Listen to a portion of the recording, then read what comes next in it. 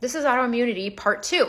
So let's calm down this immune system. What are we going to do next? Let's take a look at food. Food proteins can be very triggering to you. And you might notice that, gosh, I eat eggs and I feel inflamed, or I eat corn and I get really bloated, or there's some food triggers that we can look at. Now, we have a top 5 food triggers. Number 1 and 2 are gluten and dairy. I know, we love them so much, right? And this is not dairy like lactose. This is like casein, like the protein of dairy. The top 5 are gluten, dairy, corn, soy, and eggs. Now, it doesn't mean that you have to get rid of all of those, but it does mean that we really need to take a look at those. And are you going to be feeling triggered by gluten and dairy?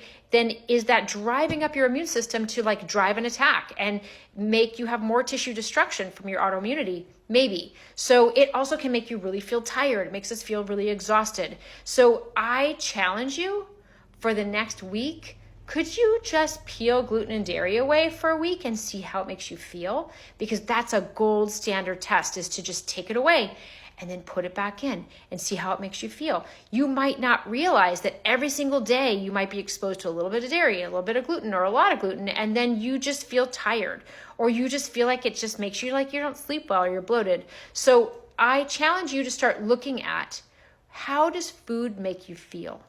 If you eat eggs, does it make you feel yucky?